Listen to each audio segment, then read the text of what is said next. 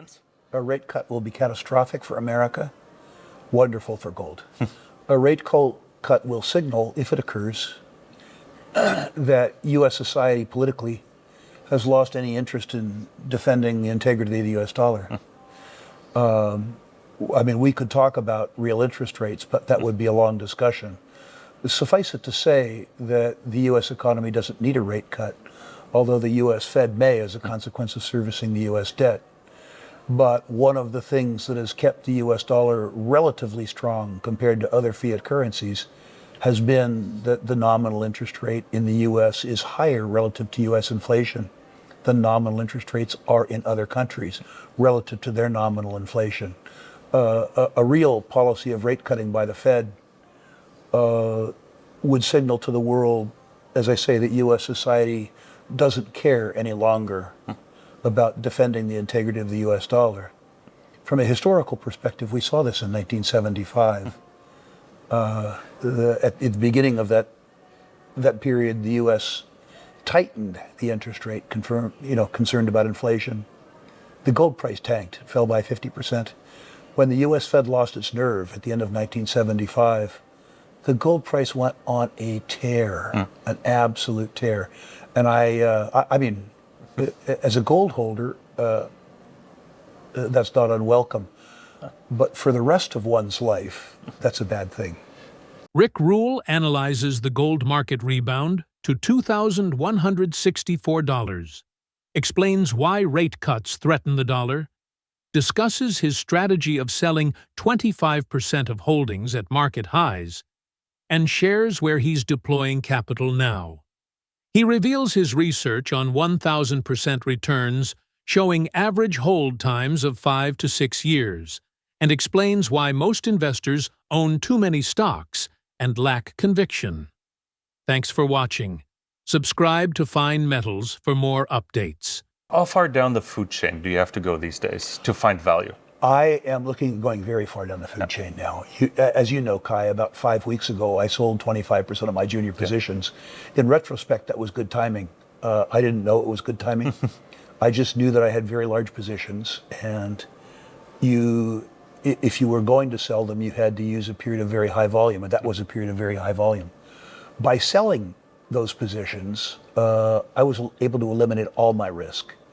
By selling about 25% of my junior positions, I was able to recoup all the capital I spent in the market since 2020, which means I sold 25% of my upside and I eliminated all of my downside. Fantastic. What I'm doing now is rebalancing within the sector. My competition is gravitating very much to development stage companies, which they think will be bought out when they achieve nameplate capacity. So that space is getting very crowded. What I'm now gravitating to is the prospect generators and the grassroots explorers that have a drill hole, the discovery plays. Because the discovery plays, in the last 20, 25 days, they've been mashed in the market. What were $60 million market caps are now 30 or 35 million market caps. Any particular reason for that? In risk-off markets, the tertiary assets, the riskiest assets, fall the most. It's something I've witnessed maybe 35 times before in the market, and I'm old enough to keep my eyes open to those lessons. Yeah, you recognize a pattern when you see one. Absolutely. Rick, we're at the Deutsche Gold Messe. You're speaking only tomorrow, but what do you want the investors to walk away with from your presentation? You know, I'm going to go back to speeches I did 25 years ago that have to do with the fact that you have to be extremely selective, but you also have to be extremely patient. One of the things I've learned, Kai, in grading now almost 100,000 portfolios for investors is that most investors own too many stocks. They don't know the stocks that they own well enough. And many investors get the strategy right, but they get the tactics wrong. I looked very carefully at every stock that I'd made 1,000% on or more in my career. I did this study about 7 years ago. But I learned some very interesting things by doing that. I learned that the average 10-bagger took me 5 or 6 years to achieve. It didn't occur in 3 months. And the average 10-bagger, at least once during the point in time I held it, exposed me to a 50% or greater share price decline. Where I really made money is where I had enough courage of my convictions that when the stock fell by 50%, rather than selling it, I bought a lot more. And so I think that investors need to own fewer stocks. Well, as we discussed in New Orleans, I think the gold price over the course of a decade will do well. But gold went too far too fast. I also think that people's reaction to the decline was naive. One needs to ask oneself, did the gold price fall by 7%?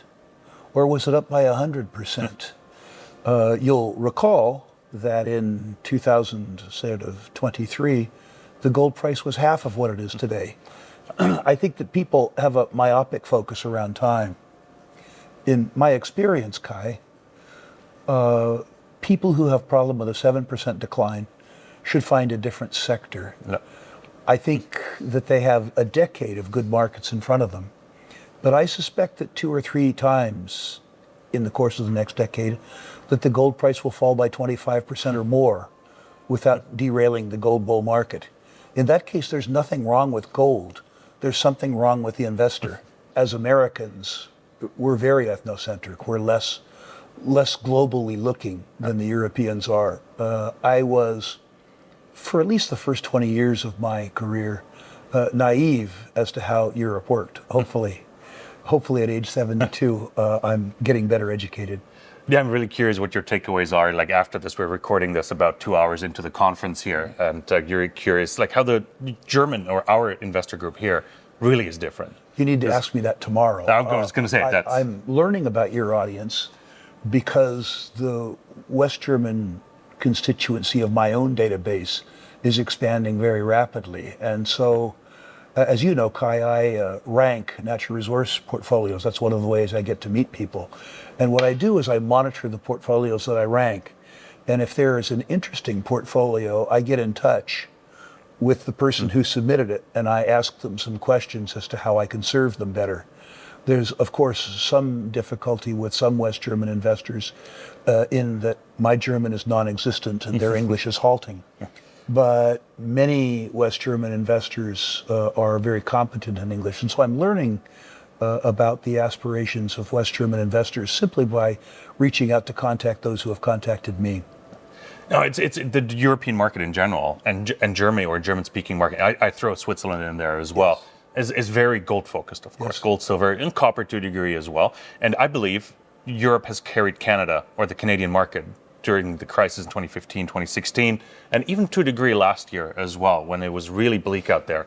Have you seen similar volume trends? Is that something you're observing? Because I know you're ranking portfolios, you have investors attend your conference. I could go further than that. Yeah. Royal Bank of Canada, RBC, has identified West German retail as the second largest retail market in the world after the U.S. Yeah. If you include Russia, I'm extremely interested. I'm just not allowed. Russia has been extremely good to me in my life. 23 years that were very good, and then 1 year that was extraordinarily bad. If I'm ever allowed back, I'll go back with both feet. I would say for myself as an investor that the part of Europe that's most attractive to me in exploration is Finno-Scandia, because those countries still believe that mining is an important part of their economic development. The rest of Europe is harder. I would have a sense of humor for exploring the Iberian pyrite belt, but the permitting regime in Spain and Portugal, in terms of local opposition, is still very, very, very strong. Isn't that separate north-south? Isn't that different wherever you are? Like regional? Well, I think it is, to use very poor English, worse and worser. I had some success with Rio Narcea in the extreme northern part of the belt up in Asturias. That was 30 years ago, after the coal industry had declined, and there was local interest in jobs. But I wouldn't want to re-permit that mine today. I'm quite attracted to the Balkans as well. As you know, Kai, I was a founding shareholder of Reservoir Minerals, who made, a wonderful discovery at Bor in Serbia. And while Serbia was a challenging jurisdiction, it wasn't a challenging jurisdiction because it was anti-mining. It was a challenging jurisdiction because they didn't have the regulatory capacity and capability. In fact, at Southern European Exploration, now EMX, we had a London law firm draw up a draft mining code for Serbia, and we gave it to the country as a gift because they didn't have one. Yeah.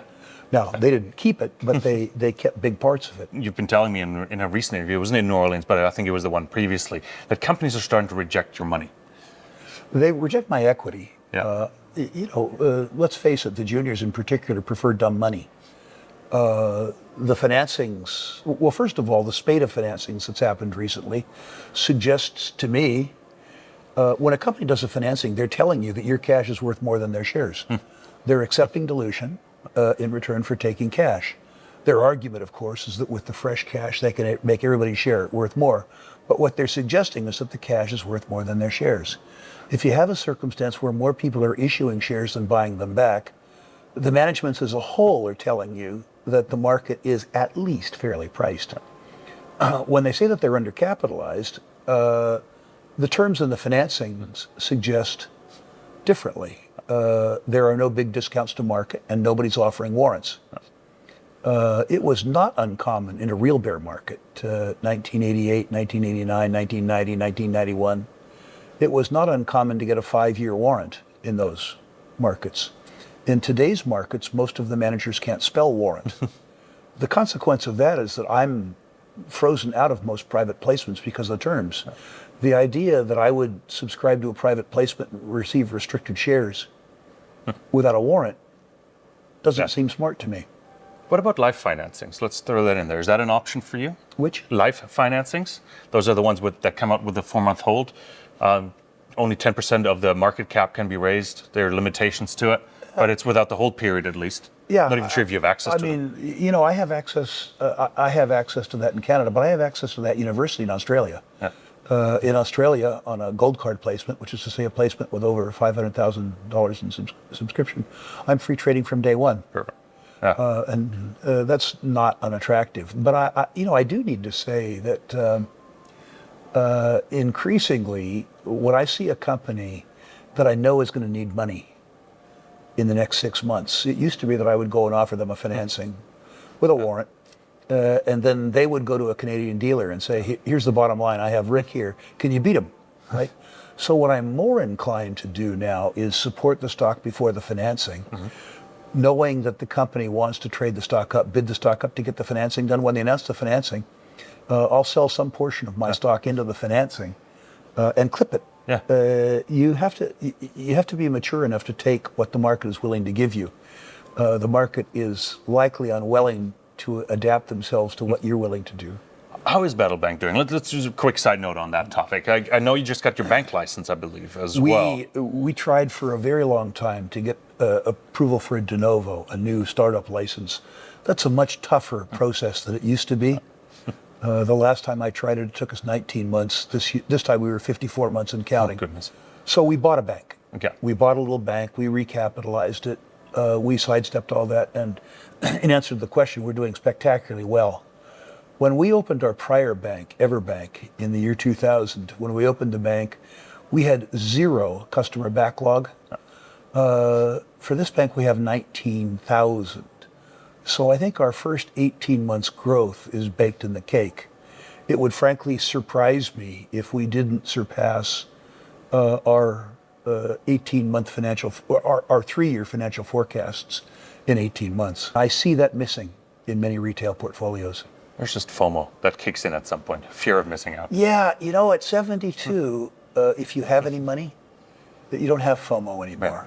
Right. People ask me all the time. Actually, maybe jump in actually, because one of the pointers I received from my team is like we need to talk about young investors, new investors coming in, because we do have a bit of a younger crowd here as well. So if this is your first cycle, right, maybe to adapt that theory to it, how do you manage that FOMO then? Or how did you manage it besides waiting it out? I think I never exhibited FOMO. Okay. When I was younger, one mistake I made is because I was a successful investor in resources, I thought I was a good businessman and I could invest successfully in sectors I didn't understand as well. I proved to myself that that wasn't the case, sadly. I've since become a good investor in conventional financial services, not fintech, but things like banks, insurance companies, because I've operated those businesses for 50 years. I was never particularly a greedy, fear of missing out style of investor. There are two types of errors in financial markets. Well, there are many types of errors, but going to FOMO, there's errors of omission and errors of commission. Errors of omission is where you miss making money. Errors of commission is where you lose money. And errors of commission are much more serious than errors of omission. If you miss Bitcoin and you only make 300% in a gold bull market, is your life worse? I think not. Yeah, really appreciate you joining us here in Frankfurt. You mentioned it. You still rate stock portfolios. How can we do that? How can investors get a hold of you? Go to my website, ruleinvestmentmedia.com. List your natural resource stocks. Sidebar, no crypto, no tech stocks. And I'll rank them. Understand that I'm on the road right now, so it might take a couple weeks to get your ranking back. But I rank them personally, 1 to 10, 1 being best, 10 being worst. And I comment on individual issues if I think I have a comment worth making.